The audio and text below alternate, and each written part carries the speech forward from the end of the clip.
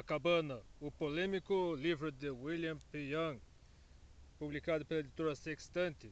Essa é a versão original publicada no Brasil. Talvez essa seja a capa original da versão em inglês também.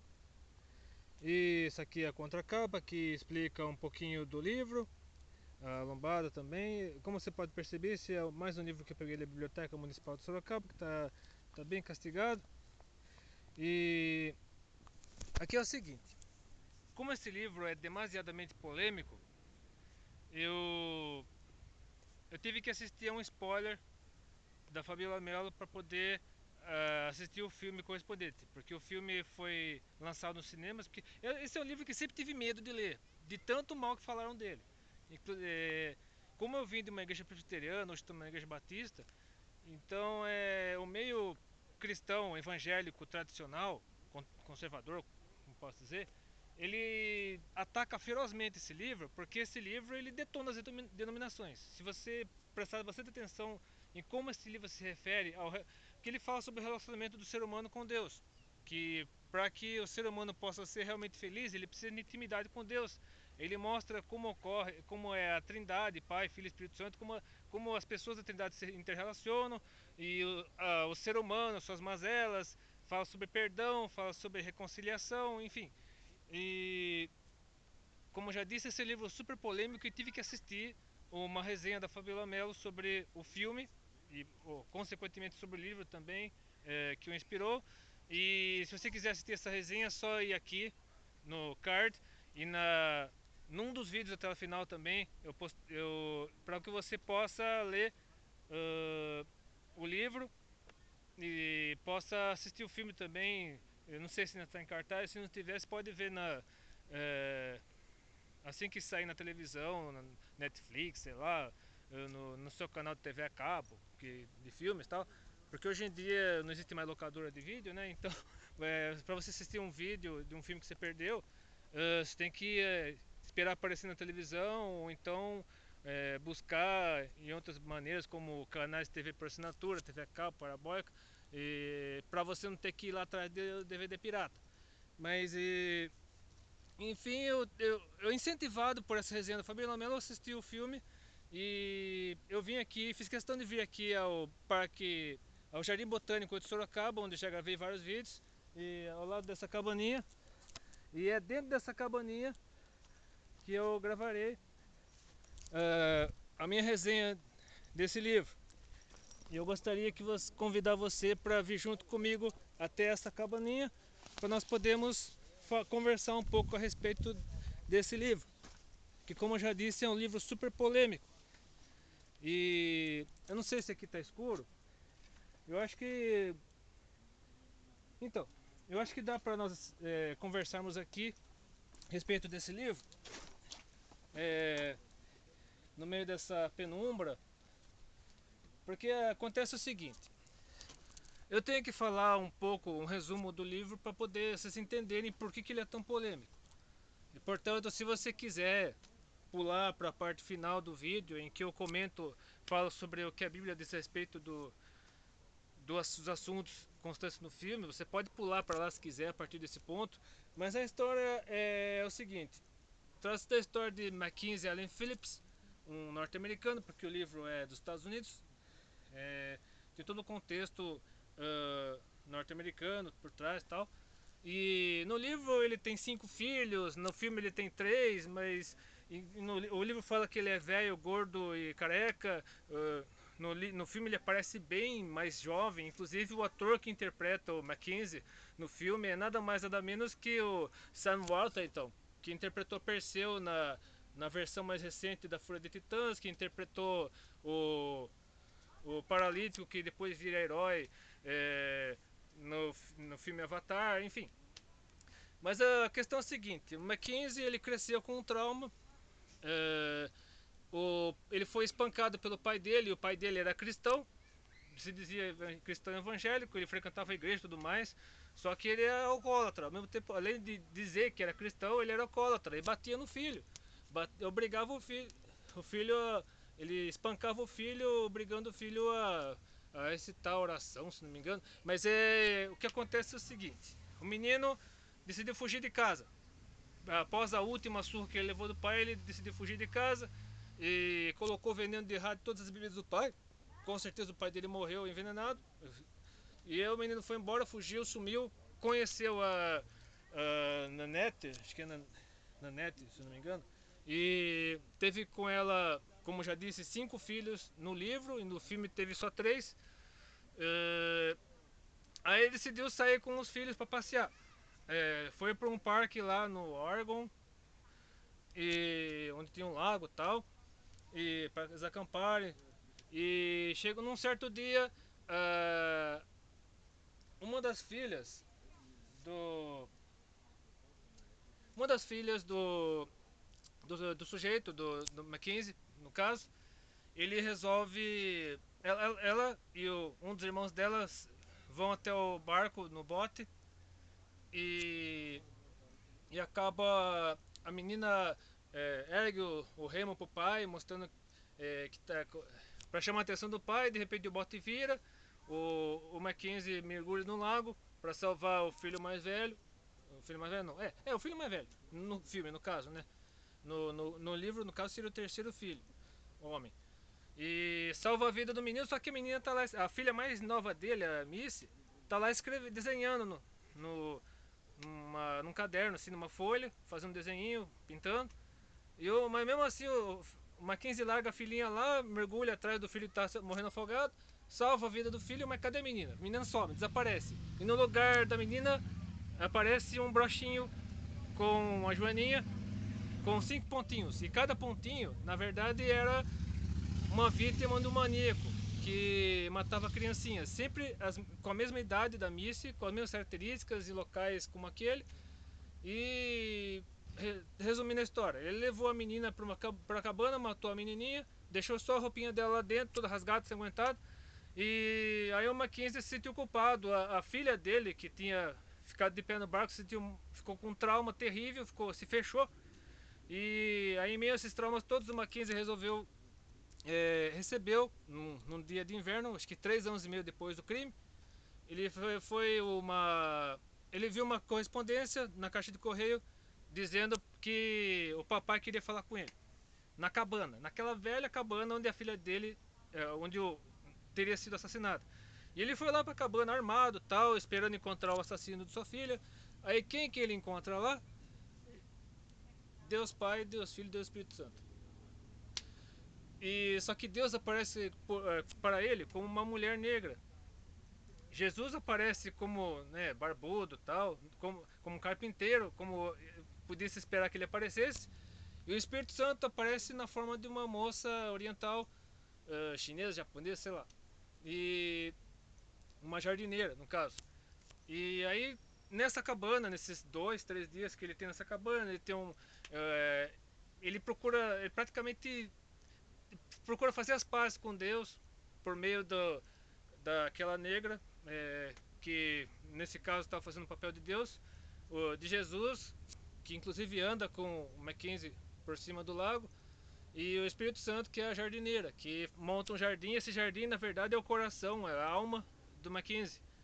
E aí depois, perto do final do filme, o Deus se torna um índio, um chefe indígena, no caso, como aparece de um chefe indígena, para levar o Mackenzie até a cachoeira. Atrás da cachoeira está o corpo da Missy e tal. Eles enterram a Missy no jardim, no caixão que foi construído pelo próprio Jesus e tal.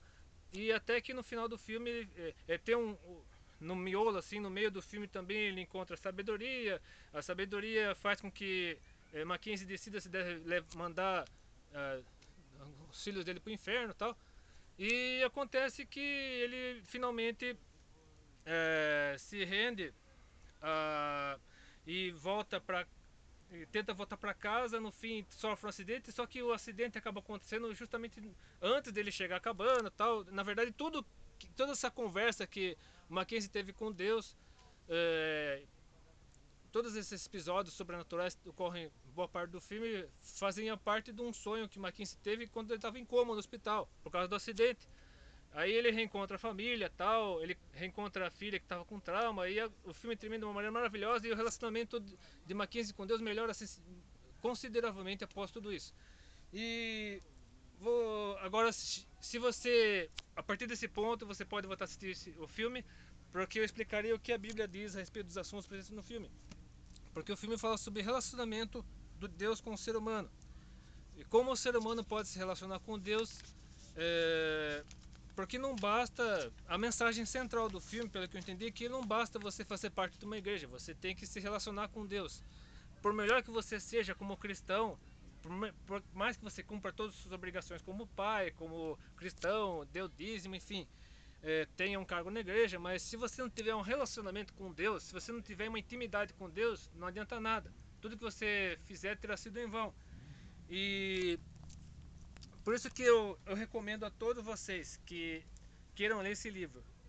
Assim como eu faço em todos os meus vídeos de resenhas, eu faço normalmente esse seguinte conselho: não leia livro algum, por melhor que seja, até mesmo um livro evangélico, um livro devocional, como esse pretende que esse livro seja também, porque esse livro aqui é um livro de ficção, mas tem muita coisa devocional também. Mas mesmo assim, você nunca deve ler livro algum, nem mesmo este livro, sem antes ler a Bíblia. Que esse é o livro dos livros, o principal livro de todos. Essa Bíblia aqui é a Bíblia que eu mais uso, tá toda rasgada e tal. Mas nunca leia livro algum sem ler antes ler a Bíblia. Então eu recomendo que você faça isso para todos os livros que você lê.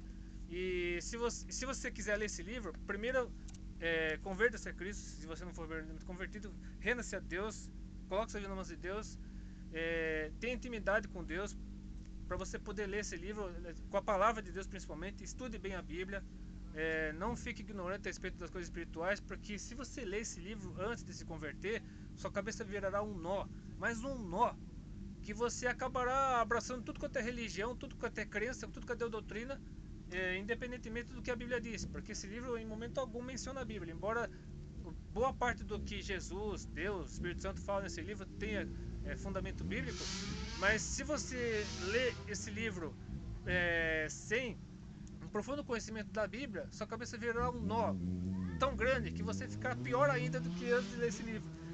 Mas se você for cristão, for uma pessoa convertida já, uma pessoa que tem intimidade com Deus, que tem uma vivência na palavra de Deus, leia esse livro para você complementar a sua fé cristã, para que você se sinta renovado, revigorado, talvez, e certamente com o seguinte pensamento, de que não há nada nesse mundo que nós possamos, nenhum trauma, nada assim, nenhuma ferida é profunda o suficiente para nos afastar de Deus. Se você trabalhar com isso, com essa ferida, se você for até o fundo dessa ferida, pedindo ajuda de Deus, pedindo orientação de Deus, para que o Espírito Santo revista você, rendendo sua vida a Jesus Cristo e sendo submisso a Deus o Pai, no caso a pessoas da Trindade, toda ferida do seu coração, toda ferida da sua alma será curada. Inclusive tem que haver perdão. Se você tem algum rancor, tem alguma mágoa contra alguém, você precisa perdoar, você precisa se reconciliar com essa pessoa. No caso do Mackenzie, foi com o pai dele.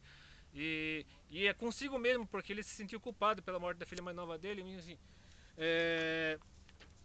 vejamos aqui o que diz a palavra de Deus a respeito de vários temas presentes nesse livro. Primeiramente, leremos o texto de Mateus, capítulo 6, versículos 12 a 15, que mostra a respeito do perdão. E perdoa-nos as nossas dívidas, assim como nós perdoamos os nossos devedores. Porque se perdoardes aos homens as suas ofensas, também vosso Pai Celestial vos perdoará a vós. E se porém não perdoardes aos homens as suas ofensas, também vosso Pai vos não perdoará as vossas ofensas. Porque o perdão é essencial para que nosso relacionamento com Deus não se interrompa. Porque se nós temos alguma mágoa contra alguém, algum sentimento, alguma coisa contra o nosso irmão, como podemos amar a Deus? Porque devemos amar a Deus por todas as coisas e ao próximo como nós mesmos. Se nós não amamos ao nosso próximo, nós estamos mentindo ao afirmarmos que amamos a Deus. Não há verdade em nós. Porque somente a verdade no nosso amor a Deus quando amamos também o nosso próximo. E para que haja amor, deve haver perdão. Outro texto aqui esse texto aqui fala sobre a Trindade, como funciona a Trindade. Aqui em Lucas, Evangelho de Lucas, capítulo 3, versículos 21 e 22, diz assim, falando do batismo de Jesus no Rio Jordão. E aconteceu que, como todo o povo se batizava, sendo batizado também Jesus, orando ele, o céu se abriu, e o Espírito Santo desceu sobre ele em forma corpórea, como pomba. E ouviu-se uma voz do céu que dizia, Tu és o meu filho amado, em ti me comprazo. Mas afinal, por que Jesus se batizou? Por que ele se deixou batizar? Porque ele quis que todos seguissem o exemplo dele. Ele quis que todos o imitassem. Ele quis que a humanidade inteira seguisse o exemplo dele e se integrasse à família de Deus, assim como ele se integrou como o primeiro.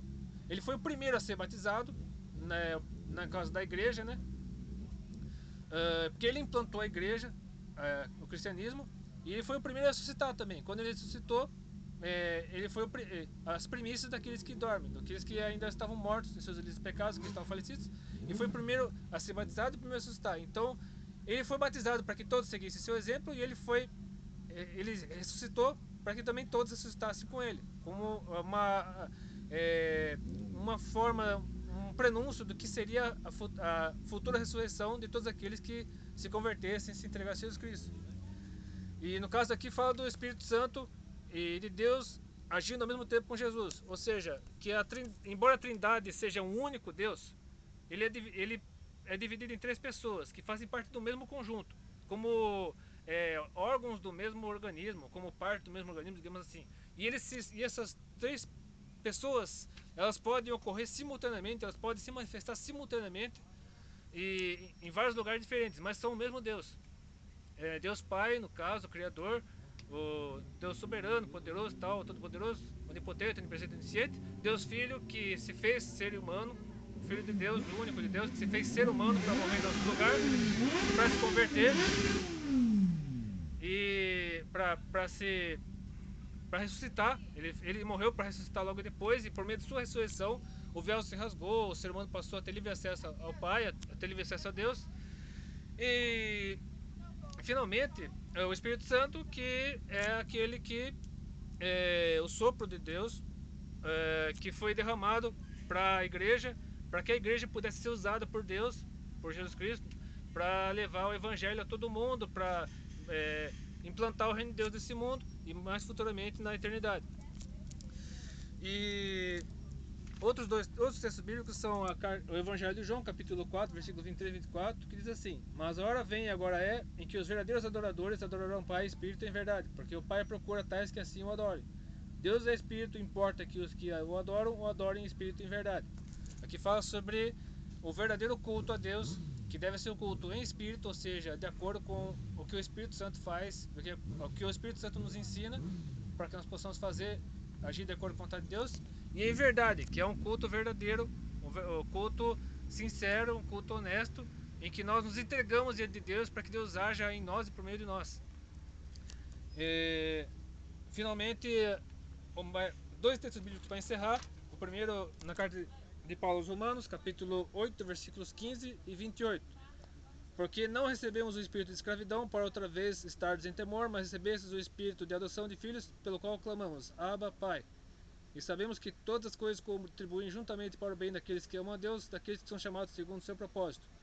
Aqui fala sobre o relacionamento entre o ser humano e Deus, como deve ser o relacionamento entre o ser humano e Deus, o relacionamento de intimidade, mas uma intimidade com respeito, uma intimidade com submissão, com reverência, não aquela intimidade de você poder xingar Deus, de poder tratar Deus como você trata o seu amigo lá no boteco da esquina. Não, é um relacionamento de submissão, de reverência, de respeito. Claro que você tem liberdade, como fala com Deus, sobre todo e qualquer assunto. Você tem liberdade para desabafar, para chorar, até para se irar, ficar nervoso, ficar bravo, mas tudo com o devido respeito, com a devida reverência e tal, para que você possa receber de Deus, para que Deus acalme sua ira, sua fúria, sua raiva, seja lá o que você sentir, e toque no seu coração para que você possa receber de Deus aquilo que você precisa receber para ser verdadeiramente feliz, para ter sua vida transformada, edificada e tal, para revigorada. E terminando, a primeira carta de Paulo aos Coríntios, capítulo 13, versículos 8 a 12, diz assim: O amor nunca falha, mas havendo profecias serão aniquiladas, havendo línguas cessarão, havendo ciência desaparecerá, porque em parte conhecemos e em parte profetizamos. Mas quando vier o que é perfeito, então o que é em parte será aniquilado. Quando eu era menino, falava como menino, sentia como menino, discorria como menino. Mas logo que cheguei a ser homem, acabei com as coisas de menino. Porque agora vemos por espelho o enigma, mas então veremos face a face. Agora conheço em parte, mas então conhecerei como também sou conhecido. Ou seja, encerrando esse texto, o segredo de tudo é o amor. Tem que haver amor, tem que haver respeito, tem que haver submissão a Deus. E o verdadeiro amor ocorre somente quando amamos a Deus sobre todas as coisas e o próximo como nós mesmos. Porque tudo que nós vemos atualmente, tudo que é mostrado a respeito de Deus, da natureza de Deus nesse livro, é apenas uma alegoria, apenas Você tem que interpretar como se fosse apenas uma suposição de como é a relação a Trindade se relaciona, como ela se apresenta e tal. Nós só conhecemos verdadeiramente como é Deus, o que Deus faz, como é Jesus, como é o Espírito Santo na eternidade. O que por enquanto recebemos apenas lampejos, aquilo que nossa mente humana consegue absorver, porque a mente de Deus é infinitamente maior que a nossa. Mas aquilo que nós conseguimos absorver, nós recebemos de Deus. Então é exatamente isso, encerrando esse vídeo. Encerra esse vídeo em meio a essa floresta, aqui no Jardim Botânico de Sorocaba. Se você gostou desse vídeo, curta ou compartilhe, ou adicione aos favoritos, inscreva-se no meu canal, que esse vídeo possa ter feito diferença no seu coração. E mais uma vez repito, não leia livro algum sem antes ler a Bíblia, o livro dos livros. Que Deus abençoe e até depois, se Deus quiser.